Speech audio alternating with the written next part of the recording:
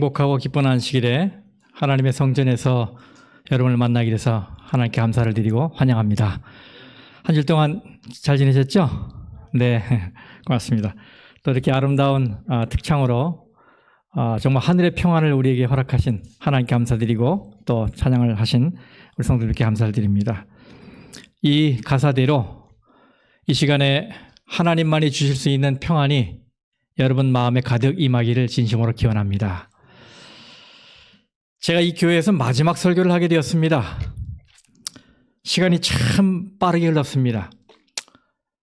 이 아름다운 교회 온 지도 온 7년하고도 8개월 정도가 되었으니 말입니다. 짧다면 짧고 길다면 길다 할 수 있는 시간인데 저로서는 서둘러 비행기 타고 날아온 것 같은 짧은 세월이었습니다. 올 3월 말 기준으로 전 세계 인구가 79억 3,500만 명인데 그 수많은 사람들 중에서 저는 저와 동시대에 사는 여러분을 만나 7년 넘게 교제해 왔습니다.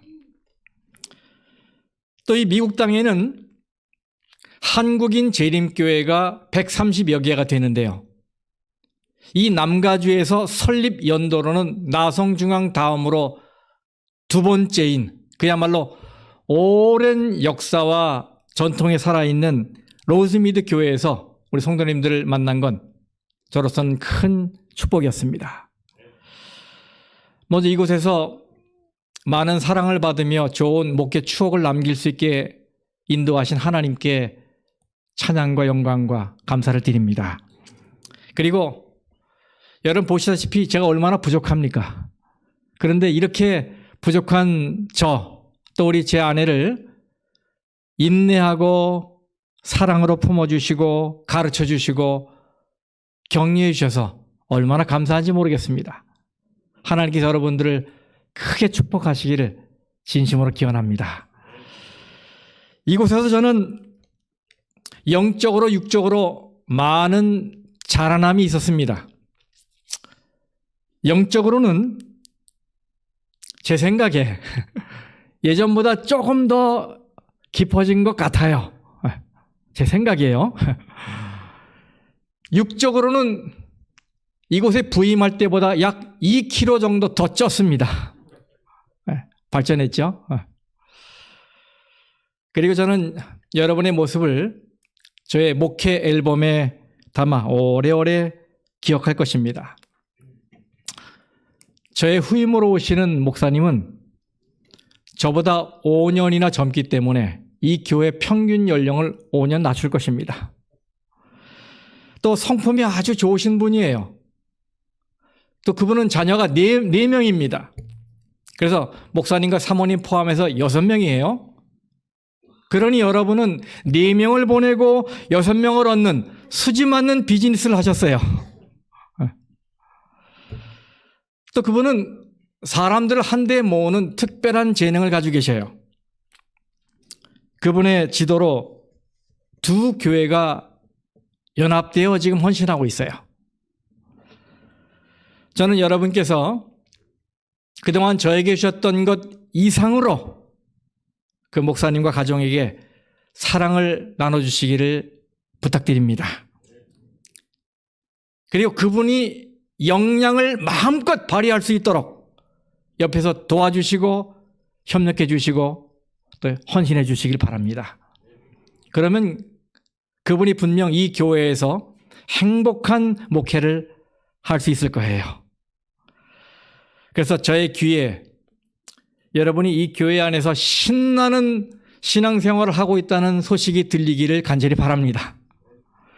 그리고 혹 이런저런 이유로 뉴욕 근처에 오실 일이 있을 때는 그쪽 사령관인 저에게 꼭 전화하셔서 저와 제 아내가 여러분에게 식사를 대접할 수 있는 그런 특별한 기회를 주시기를 부탁드립니다. 제가 저희 강아지와 함께 저희 집 공원에서 산책을 하다가 공원 잔디밭에 앉아서 하늘을 보게 됐어요.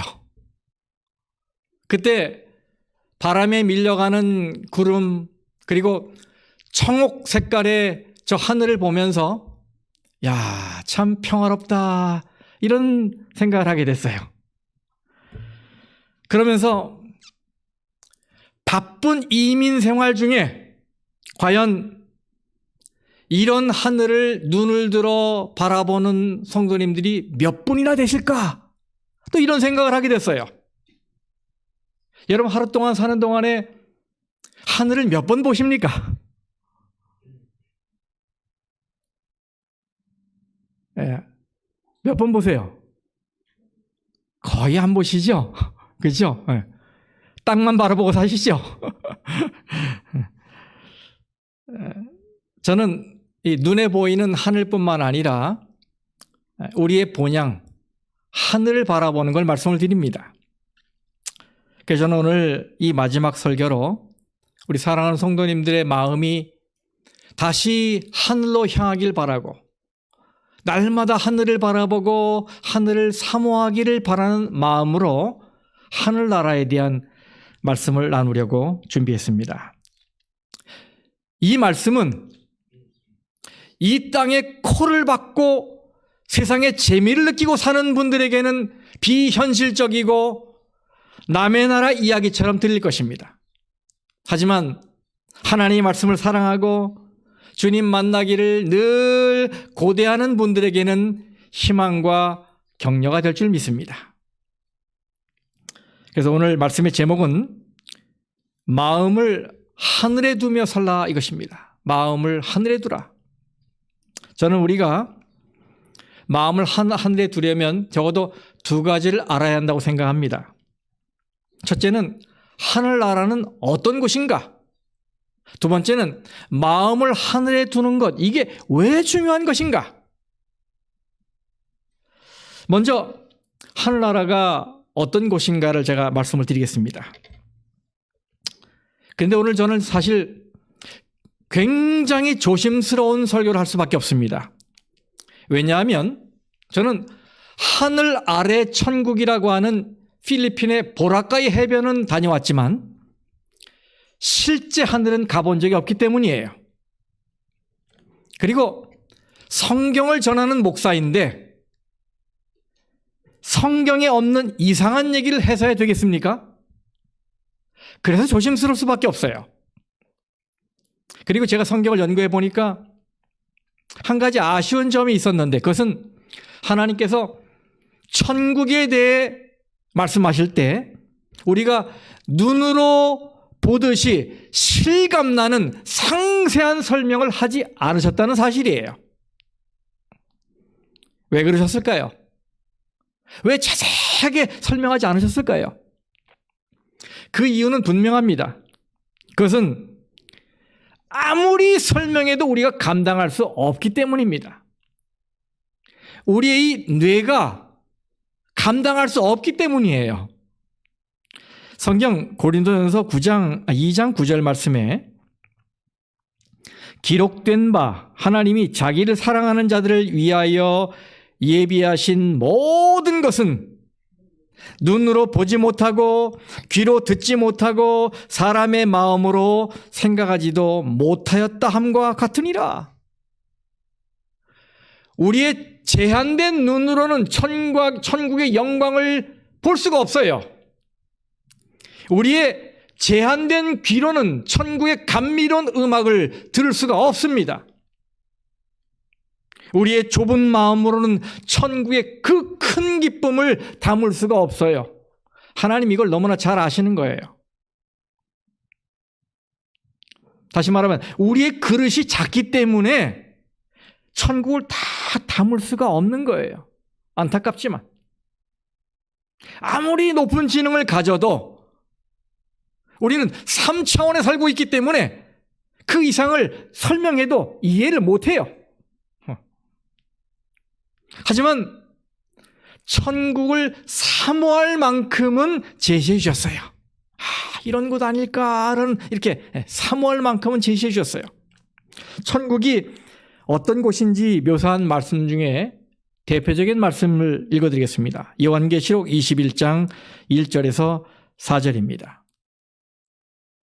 또 내가 새 하늘과 새 땅을 보니 처음 하늘과 처음 땅이 없어졌고 바다도 다시 있지 않더라.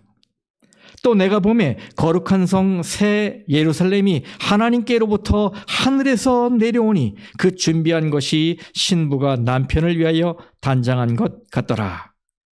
내가 들으니 보좌에서 큰 음성이 나서 이르되 보라, 하나님의 장막이 사람들과 함께 있음에 하나님이 그들과 함께 계시리니 그들은 하나님의 백성이 되고 하나님은 친히 그들과 함께 계셔서 모든 눈물을 그 눈에서 닦아주시니 다시는 사망이 없고 애통하는 것이나 곡하는 것이나 아픈 것이 다시 있지 아니하리니 처음 것들이 다 지나갔음이로라. 아멘. 여기 새 하늘과 새 땅을 보니라고 말씀하셨어요. 제가 여러 번 말씀드렸는데 신약 성경의 원어인 헬라어에는 새롭다는 뜻을 가진 단어가 두 개가 나옵니다. 하나는 네오스고 다른 하나는 카이노스입니다. 네오스는 영어의 뉴스의 어원이에요. 이것은 시간상 옛 것과 비교해서 새롭다는 의미입니다. 그런데 이게 문제예요. 자, 여러분, 기분 좋게 새 차를 샀다고 해보십시다. 분명히 여러분은 새 차를 샀는데 산 즉시 그 차가 무슨 차가 돼버려요? 중고차가 되는 것입니다. 산 즉시. 이렇게 네오스적 새로움은 지극히 외적이고 순간적이에요. 그래서 새 것인데 새 것인 줄 알고 봤더니 순식간에 옛 것이 되어버리는 그런 새로움을 네오스적 새로움이라고 말합니다. 봤는데 옛 거가 됐어요. 새 건데 옛 거가 됐어요. 이렇게 순간적인 새로움을 네오스적 새로움이다, 이렇게 말합니다. 그래서 뉴스를 말씀드리겠습니다. 그래서 무슨 소식을 전하는 거예요? 지나간 소식을 전하는 거예요.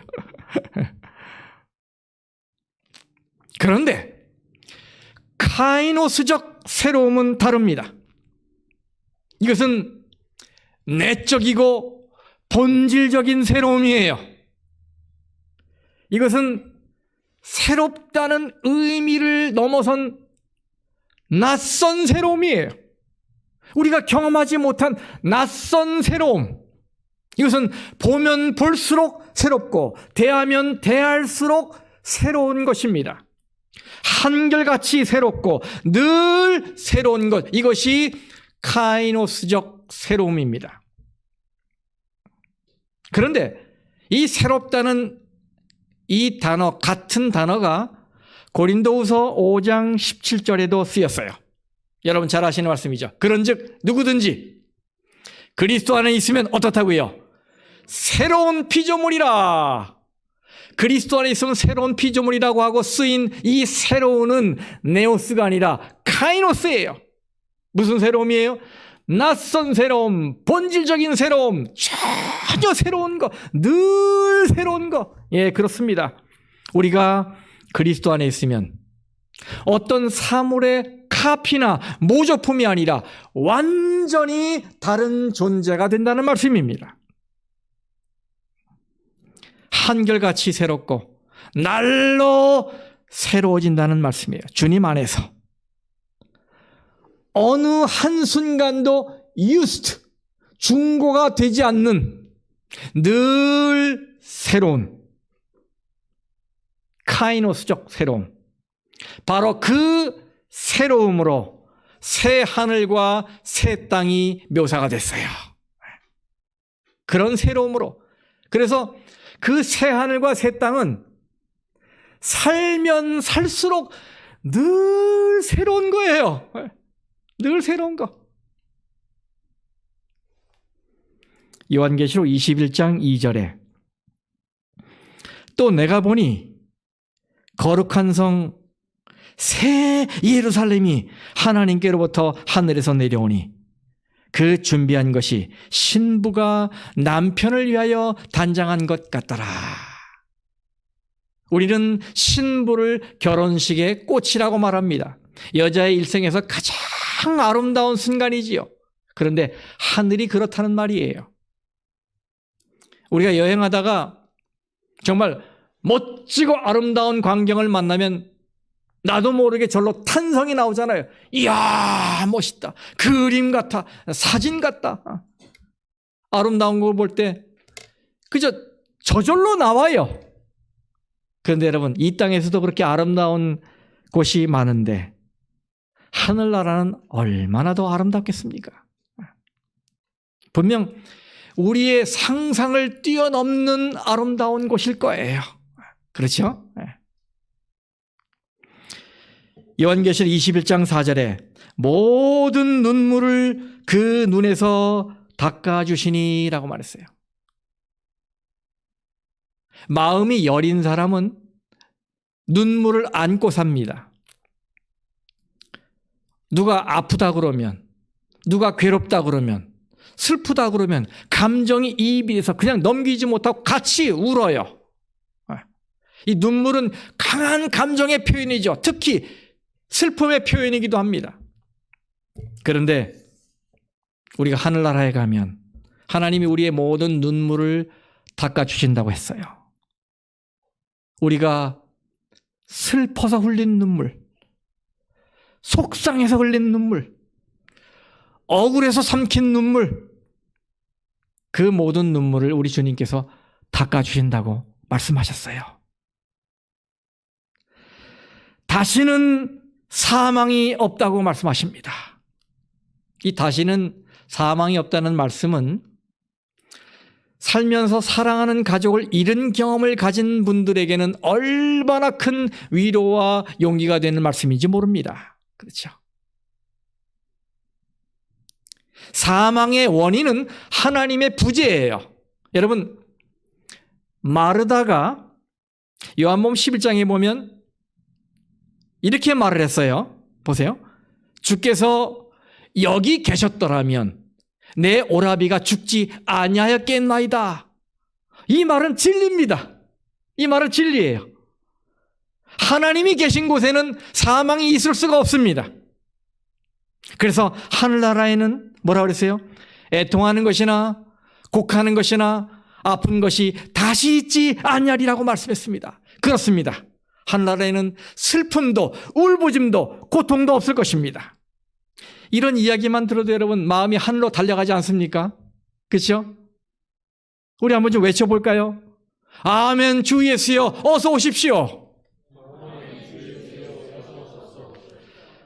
그래서 주문의 의듯 하지 마시고 마음으로 정말 주님을 뵙기를 원하는 마음으로 아멘. 주 예수여 오시옵소서.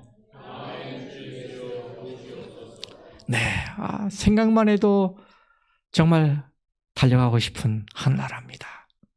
여러분, 갓난아기는 배가 고프면 울지요. 근데 왜 울어요? 엄마 젖이 있기 때문에 그래요. 그 젖 달라고. 그러므로 아기가 우는 건 다시 말하면 엄마의 젖이 있기 때문입니다. 마찬가지로 이 세상에 살면서 왜 우리가 삶의 만족을 못 느낍니까? 왜 불행감을 자꾸 느끼고 있어요? 그 이유는 그것을 만족시켜줄 하늘나라가 있기 때문입니다. 우리가 하늘에 가기 전에는 결코 이 땅에서 만족할 수 없어요. 새 집을 사도, 새 자동차를 사도, 새 남편, 새 아내를 맞이해도 잠시 잠깐입니다. 그러므로 우리가 살면서 느끼는 모든 불만, 갈증, 허전함은 그 모든 것을 만족시켜줄 하늘나라가 있다는 이정표예요. 이정표. 가르쳐주고 있어요. 우리를 하여금 하늘을. 예수님께서는 천국에 가면 결혼하는 일이 없다고 말씀하셨어요. 여기 마태복음 22장 30절에 부활 때에는 장가도 아니 가고, 전 장가 가서 참 다행이에요. 시집도 아니 가고 하늘에 있는 천사들과 같으니라. 이 말씀을 가지고 하늘나라에는 이 가족 관계마저 없다고 생각하는 분이 있는데 그건 너무 지나친 유추예요. 가정제도는 안식일 제도와 함께 하나님께서 본래 인류에게 주신 두 제도 중 하나입니다. 그렇죠? 본래 하나님의 창조 계획 속에 들어있는 거예요. 가정제도는. 그렇기 때문에 저는 하늘에 가서 헤어졌던 가족을 다시 만나는 일은 있어도 가족이 헤어지는 일은 없다고 믿고 있어요.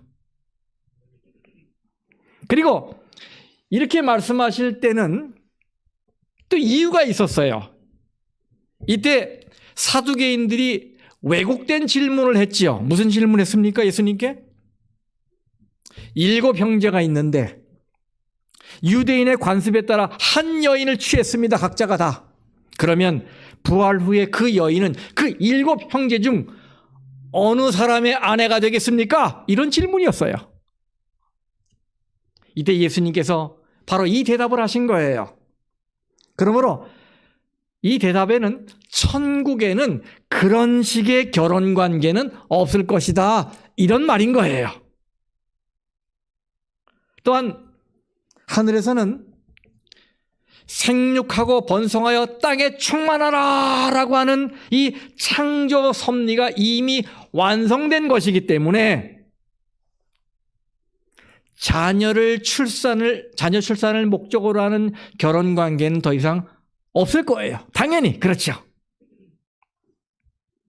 하지만 하늘에서는 이 결혼을 통해 얻는 만족과 기쁨보다 더 새롭고 영원한 만족이 전혀 새로운 질서 속에서 있을 거예요. 그리고 이 세상에서 누리는 이 두 사람의 친밀함보다 더 친밀한 관계를 구속받은 성도들끼리 나눌 것이기 때문에 굳이 두 사람이 결혼하는 일, 이런 것들은 필요하지 않을 거예요. 저는 그런 의미로 이 말씀을 받아들이고 있습니다. 구원의 이야기라는 책 마지막 장에 보면 67장인데 거기 새 땅 편이 있어요. 거기 보면 의인들이 1000년 동안 왕노릇할 천국이 어떤 곳인지, 그리고 새 예루살렘과 새 땅이 내려올 그곳은 어떤 곳인지 아주 감동적으로 묘사되어 있어요. 저는 이 말씀을 읽으면서 막 가슴이 벅차오르더라고요. 여러분도 이 말씀을 들을 때 머릿속으로 좀 그려보시기 바랍니다. 상상해 보시기 바랍니다. 제가 읽어드릴게요. 의인들이 받을 상급을 사람의 말로써 묘사하기에는 말이 부족하다. 어떻게 그걸 표현할 수 있겠습니까? 하나님의 성 안에는 밤이 없을 것이다. 휴식이 필요하지도 바라는 사람도 없을 것이다. 하나님의 뜻을 행하고 하나님의 이름을 찬양하는 것은 힘든 일이 되지 않을 것이다. 저는 이 말이 참 은혜가 돼요. 여러분 찬미도 많이 하면 뭐가 아파요? 목이 아프잖아요. 하나님을 찬양하는 일도 목이 아파요. 근데 찬양하는 일이 힘든 일이 되지 않을 거라고요. 우리들은 항상 아침에 신선함을 느낄 것이며 그 새로움은 끝나지 않을 것이다. 태양빛 대신에 찬란한 광채가 비치지만 이 빛은 눈이 부시거나 고통을 주지 않으면서도 한낮의 햇빛보다 더욱 밝은 빛이다. 하나님의 백성들은 아버지와 아들과 더불어 자유롭게 교제할 특권을 갖는다. 그곳에서 죽지 않는 이 불사의 몸을 받은 사람들은 다함이 없는 기쁨으로 창조력의 경이와 원더, 구원하시는 사랑의 오묘를 연구할 것이다.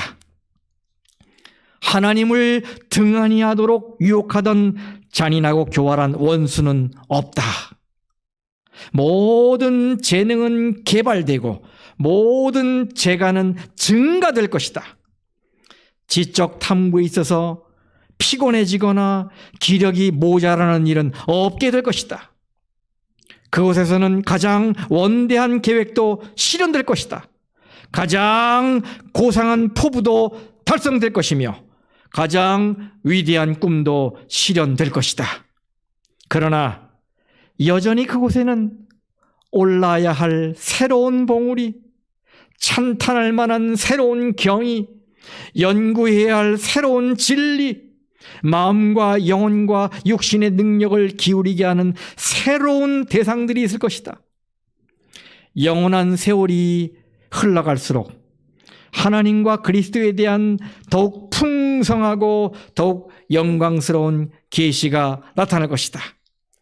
지식이 증가함에 따라 사랑도 증가하고 공경도 증가하고 행복도 증가할 것이다. 아멘. 여러분, 이 아름다운 곳에 여러분의 자리가 예약되어 있습니다.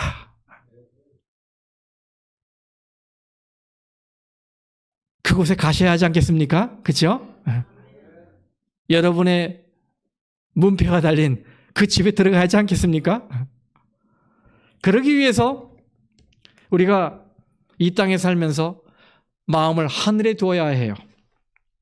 왜냐하면 세상에 깊이 빠지지 않기 위해서입니다. 이 세상에는 하늘을 가리는 많은 장애물들이 있어요.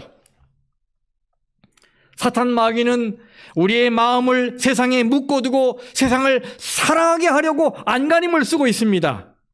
그래서 은밀하지만 강력한 전략을 사용합니다. 그것은 뭐냐면 우리의 앞에 급한 일, 바쁜 일을 내려놓는 거예요. 이게 사단의 전략입니다. 그런데 많은 성도들이 그것을 눈치채지 못하고 그거를 덥석덥석 물고 있어요. 그 미끼를 말입니다. 사탄이 의도한 대로 끌고 가고 있는 거예요. 급한 일, 바쁜 일에 쫓겨다니고 있어요. 이 청교도의 고전 중에 세속화에 관한 아주 탁월한 책이라고 불리는 세상에 속하지 말라라는 책이 있어요. 거기 보면 세상에 끌리는 마음이 어떤 마음인지 구체적으로 나열하고 있는데요. 이 제3장의 제목만 읽어도, 소제목만 읽어도 내용을 환하게 알 수 있어요. 여러분, 이 소제를 제가 읽을 때 여러분 마음을 좀 돌아보길 바라요. 내가 세상에 깊이 빠져있는 사람인지 아닌지를 진단하시기 바랍니다. 자, 세상을 사랑할 때 나타나는 증상입니다. 왜 세상을 사랑하는 일이 악한지 의문이 듭니다. 그 다음에 예수 그리스도와 혼인한 신부답게 살지 않습니다. 그 다음에 지금 가장 열망하는 것이 하나님이 아닙니다. 이게 세상을 사랑할 때 나타나는 증상이에요. 그 다음에 영적이거나 선한 일에 싫은 마음이 드는 겁니다. 은혜에 감사하며 주를 위해 살려는 마음이 없어요, 지금. 유혹인 줄 알면서도 끌립니다. 말씀을 들어도 마음속은 시끄럽습니다. 탐욕과 정욕에 빠져 있어요. 선한 일에 무감각하고 무관심합니다. 기도하려는 마음이 사라졌어요. 삶의 목표가 돈을 많이 버는 것입니다. 믿는 자의 본을 보이도록 애쓰지 않습니다. 모든 것을 두고 떠나는 죽음이 두려워요. 결국에는 멸망에 빠지리라 생각하지 않습니다. 바로 이런 것들이 세상을 사랑할 때 나타나는 증상이라고 표현하고 있어요. 여러분, 세상에 빠져서 세상에 마음을 주게 되면 당장 눈앞의 현실에 급급하기 때문에 하나님께 바쳐야 하는 시간들을 소홀하게 됩니다. 예를 들어 여러분 생각해 보세요. 처음에는 교회를 결석하면 마음이 불편하지요. 다 경험하는 거예요. 마음이 불편해요. 그런데 이걸 반복하다 보면 그 다음에는 뭐가 불편합니까? 교회가 불편합니다. 그렇죠? 나도 모르는 사이에 세상과 가까워지고 있는 거예요. 이쯤 되면 이런 생각이 듭니다. 세상이 이렇게 좋은데 굳이 하늘을? 이렇게 생각돼요. 그런 성도 여러분, 사탄의 이런 속임수에 유혹되지 말길 바랍니다. 여기 베드로전서 5장 8절에 말하죠. 근신하라, 깨어라. 너희 대적마귀가 우는 사자같이 두루다니며 삼킬 자를 찾는다고요. 여러분이 거기에 걸리지 않길 바랍니다. 우리는 하늘을 가야 하는 재림 성도예요. 마음을 하늘에 두어야 할 사람들입니다. 그러므로 정신을 바짝 차리고 깨어 있어야 해요. 근신하라, 깨어라 라고 말씀하셨잖아요. 그래서 세상에 깊이 빠지지 않기 위해서라도 여러분 마음을 하늘에 두고 살기를 간절히 바랍니다. 두 번째, 우리의 마음을 하늘에 두어야 하는 이유는 세상에 빠져 낙심하지 않기 위해서입니다. 저는 살아오면서 한순간도 아프지 않은 때가 없었어요. 이상하죠? 어깨가 아프다가 나오면 손목이 아프고, 손목이 아프다가 나오면 발목이 아프고, 발목이 아프다 나오면 어떻게 하든 허리를 또 다치게 되고, 허리가 아프다 나오면 또 목이 또 아프고. 가만 생각해 보면 어느 한순간도 아프지 않은 때가 없었던 것 같아요. 또 목회를 하다 보면 일이 잘 되다가도 어느 순간 힘이 쭉 빠지고 마음이 아플 때가 있어요. 마음이 아플 때. 어느 성도가 교회를 안 나오면 마음이 아파요. 어느 성도가 고난을 겪는 걸 보면 마음이 아파요. 어느 성도가 불필요한 오해를 하게 되면 마음이 아파요. 이렇게 몸과 마음이 아프다 보면 낙심이 됩니다. 낙심이 돼요. 그러면 여러분도 경험해 보셨지만 마음이 어느 순간에 바닥에 떨어져요. 열정도 사라지고 기쁨도 사라지고 쉽게 피곤해지고 지치게 돼요. 이런 얘기가 있습니다. 어느 날 마귀가 야드 세일을 했어요. 그는 사람들을 유혹하고 사람들의 삶을 파괴했던 자기가 썼던 도구들을 지내놓았습니다. 그 야드 세일에 사람들이 많이 몰려들었습니다. 그들은 마당을 돌아다니면서 마귀가 사용했던 도구들을 보게 됐어요. 거기에 둘러보니까 우리 모두가 상상하는 그런 도구들이었어요. 분노, 악독, 시기, 질투, 험담, 복수, 속임수, 나태, 이런 도구들이 마귀들이 썼던 도구들이에요. 이 모든 도구들이 가격표가 매겨져서 진열되어 있습니다. 그런데 사람들이 보니까 이 마당 한켠에 아주 닳고 다른 한 도구가 놓여 있어요. 그런데 가장자리가 낡고 손상된 걸 보아서 마귀가 아주 많이 사용한 것 같아요. 그런데 거기에 붙은 가격표를 보니까 다른 것과는 비교할 수 없이 높은 가격이 매겨져 있네요. 그래서 사람들이 마귀에게 물었습니다. 야, 이 도구는 이렇게 낡았는데 왜 이렇게 높은 가격이 매겨져 있나? 그랬더니 마귀가 하는 말이 그건 나에게 큰 도움이 됐던 도구이기 때문이야. 아니, 무슨 도구길래? 이름이 뭔데? 그랬더니 이 도구는 다른 것들이 먹히지 않을 때 사용했던 건데 그것의 이름은 영어로 discouragement, 낙심이야. 낙심? 나는 마귀가 낙심을 도구로 사용할 줄 몰랐는데. 그래, 맞아. 사람들은 내가 이걸 도구로 사용하는지 잘 몰라. 그렇습니다, 여러분. 낙심은 사탄이 그리스도인들을 무너뜨릴 때 사용하는 가장 최애, 가장 강력한 무기입니다. 이 낙심은 핍박보다 강한 무기입니다. 핍박하면 성도가 신앙이 더 굳어져요. 낙심을 시켜버리면 그냥 꼬꾸라져 버리거든요. 마귀가 우리에게 이런 말을 하죠.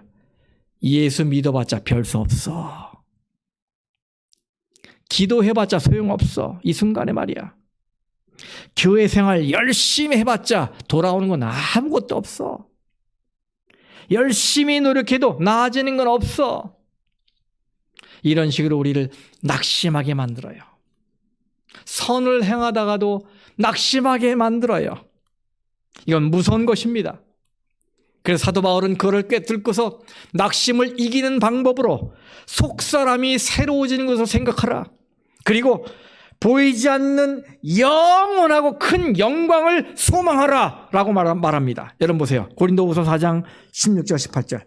그러므로 우리가 낙심하지 아니하노니 우리의 겉사람은 낡아지나 우리의 속사람은 날로 새로워지는도다. 우리가 잠시 받는 환난에 경한 것이 지극히 크고 영원한 영광에 중한 것을 우리에게 이루려 함이니 우리가 주목하는 것은 뭐 하는 것은요? 우리가 주목하는 것은 다른 성경으로는 우리가 소망하는 것은 이라고 되어 있어요. 보이는 것이 아니요 보이지 않는 것이니 보이는 것은 잠깐이요 보이지 않는 것은 영원함이라. 그래서 낙심하지 않기 위해서 하늘을 바라봐야 한단 말이에요. 마음을 하늘에 두어야 한단 말이에요. 사도 바울의 말이. 성도 여러분, 오늘 예배 끝나고 나가서 하늘을 좀 보세요. 광대한 하늘을 좀 가슴에 품으시기 바랍니다. 그러면 큰 문제라고 생각해서 내 머리를 복잡하게 했던 것이 갑자기 작은 문제가 될 거예요. 굉장히 복잡한 문제라고 생각했던 것이 아주 단순한 문제로 느껴지게 될 거예요. 이게 하늘을 바라볼 때 느끼는 축복이에요. 하늘을 생각하면 두려움과 걱정이 밀려나고 낙심이 밀려나게 됩니다. 그러면 성도 여러분, 우리를 파괴하는 세상의 낙심에서 벗어나기를 간절히 바랍니다. 그러기 위해서는 마음을 하늘에 두어야 합니다. 이제 마지막으로 우리의 마음을 하늘에 두어야 하는 이유는 사랑하는 주님과 영원히 살기 위해서입니다. 힘든 여행을 마치고 집에 돌아오면 마음이 얼마나 편합니까? 사랑하는 가족들과 포옹하고 방에 들어가 침대에 벌러덩 누우면 얼마나 편하네요. 그러면서 여행 끝에 꼭 무슨 얘기를 해요? 집이 최고야. 집이 최고야. 나가면 고생이지. 우리가 천국에 가면 그렇게 이야기할 것입니다. 본향이 최고지. 바로 그곳에 평안과 안식과 기쁨이 있기 때문이에요. 찬미가 588장에 보면 저 좋은 낙원 이르면이 있어요. 제가 좀 읽어드릴게요. 찬양하려고 해도 시간이 없네 보니까. 저 좋은 낙원 이르면 내 기쁨 한이 없겠네. 이 세상 눈물 근심이 또다시 없는 곳일세. 2절. 저 영화로운 곳에서 내 구주 내려오시어 내 손목 잡고 가시면 내 평생 소원 이루리. 3절. 저 맑은 노랫소리가 온 하늘 가득 퍼지고 흰옷을 입은 성도들 천사와 노래 부르리. 후렴 같이 부를까요? 아 영화로운 저 낙원을 이 맘에 그려보니 주 예비하신 나의 집 내 눈에 환히 보이네. 그 화려하게 지은 집 영원한 나의 집이라. 우리를 사랑하셔서 우리를 위해 모든 것을 내주신 주님과 함께 거하는 바로 그곳, 그것은 행복한 곳임에 틀림없지요. 그렇죠. 우리가 하늘에 가면 3번 놀란다고 하지요. 기억나세요? 첫 번째는 천국에 꼭 갈 줄 알았던 그 사람이 보이지 않아서 놀란다고요. 두 번째는 저 사람은 천국 가긴 틀렸다고 낙인 찍었던 사람이 천국에 온 걸 보고 놀란다고 그랬잖아요. 세 번째는 내가 천국에 왔다는 사실이 놀랍다고요. 그죠? 놀란다고. 여러분, 그러나 이렇게 놀라는 일이 있더라도 천국에 다 가십시다. 이 헛된 세상에 속아서 아까운 에너지, 아까운 시간 낭비하지 말고 하늘을 마음에 두고 예수님의 재림을 사모하시길 간절히 바랍니다. 예쁜 새 한 마리, 새 한 쌍이 낮은 나뭇가지 위에 집을 짓고 있었습니다. 집이 거의 완성될 즈음에 한 농부가 트랙터에 볏짚을 잔뜩 싣고 지나가다가 그 집을 건드려서 그만 집이 부서졌어요. 이 새는 낙심해서 그러나 다시 용기를 얻고 또 집을 짓기 시작했습니다. 또 거의 완성 단계에 이르렀어요. 그런데 이번에는 또 다른 농부가 지게에 나무를 지고 하다가 그 나뭇가지가 그 집을 치는 바람에 또 집이 부서졌어요. 새들은 낙심이 되었지만 다시 용기를 내서 또 집을 짓습니다. 또 거의 완성 단계에 있는데 이번에는 매미채를 들고 다니던 개구쟁이들이 그 집을 부숴버렸어요. 하지만 새들은 다시 시도해서 우여곡절 끝에 드디어 새 집을 짓게 되었습니다. 그리고 그 둥지에 알을 낳았는데 새끼가 4마리가 나왔어요.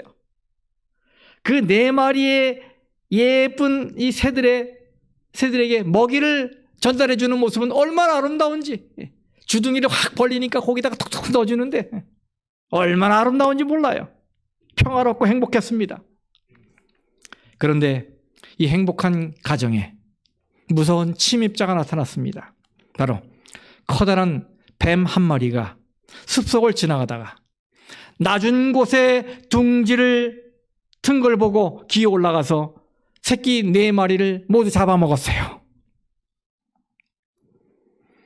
몇 차례 무너지는 것을 보았으니 이제 알만도 한데 이 새들은 그걸 깨닫지 못했습니다. 새들은 낮은 곳에 집을 짓는 것이 얼마나 위험한 것이고 불행한 일인지 그제서야 깨닫게 된 것입니다. 성도 여러분, 말 못하는 새들만 미련한 것이 아닙니다. 우리도 낮은 곳에 집을 짓고 세상의 영향력에서 벗어나지 못하면 우리는 더 미련한 사람이 되는 것입니다. 높은 곳을 보지 못했던 새들이 불행을 경험했듯이 낮은 것만 바라보며 세상에 코박고 살고 재미를 느끼며 사는 사람들은 결국 후회스러운 마지막을 맞이하게 될 것입니다.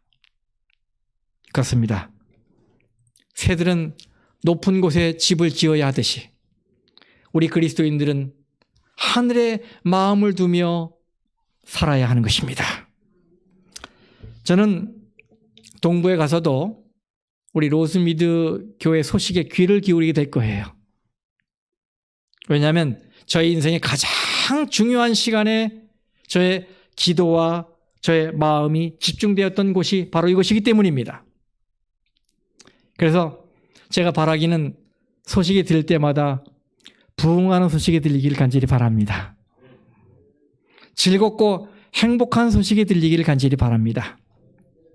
모두들 건강하시길 바라고 나중에 뵐 때는 더 건강한 모습으로 뵙기를 간절히 바랍니다. 마음을 하늘에 두며 사시길 바랍니다. 말씀 마치겠습니다.